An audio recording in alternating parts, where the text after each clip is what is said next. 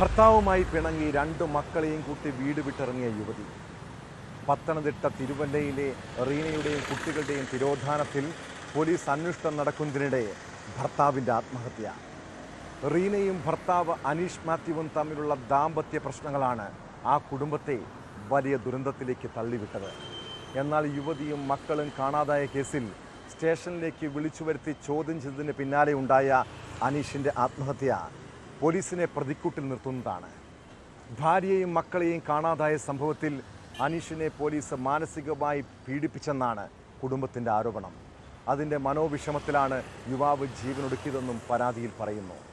എന്നാൽ കുടുംബത്തിൻ്റെ ആരോപണം തള്ളിയ പോലീസ് അനീഷ് അന്വേഷണത്തോട് സഹകരിക്കാത്തത് കൊണ്ടാണ് വിളിച്ചു വരുത്തിയതെന്നാണ് വിശദീകരിക്കുന്നത്.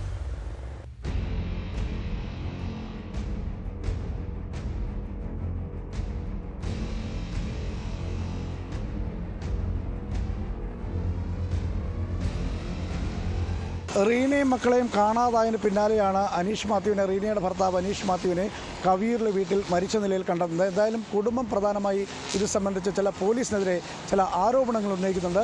റീനയും മക്കളെയും കാണാതായതിനു ശേഷം പോലീസ് ഭർത്താവായ അനീഷിനെ പോലീസ് സ്റ്റേഷനിൽ വിളിച്ചു വരുത്തി മാനസികമായി പീഡിപ്പിച്ചു. അതുകൊണ്ടാണ് അനീഷ് ആത്മഹത്യ ചെയ്തതെന്നാണ് കുടുംബം പ്രധാനമായി ഉന്നയിക്കുന്നത്.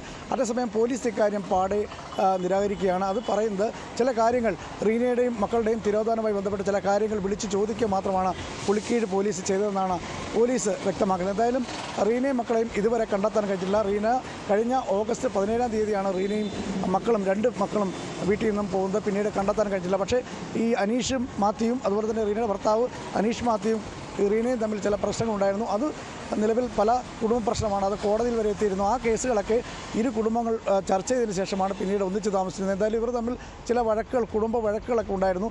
അതിൻ്റെ അടിസ്ഥാനത്തിലായിരിക്കാം റീന പോയതെന്നുള്ള കാര്യമാണ് ഇപ്പോൾ നമുക്ക് മനസ്സിലാക്കേണ്ടത്. പക്ഷേ അക്കാര്യങ്ങളെല്ലാം റീനയെ കണ്ടെത്തിയെങ്കിൽ മാത്രമേ സ്ഥിരീകരിക്കാൻ കഴിയുള്ളൂ. പക്ഷേ റീനയും മക്കളും 2 പേരും പോയതുമായി ബന്ധപ്പെട്ട് CCTV ദൃശ്യങ്ങളെല്ലാം പോലീസ് പരിശോധിക്കുന്നുണ്ട്.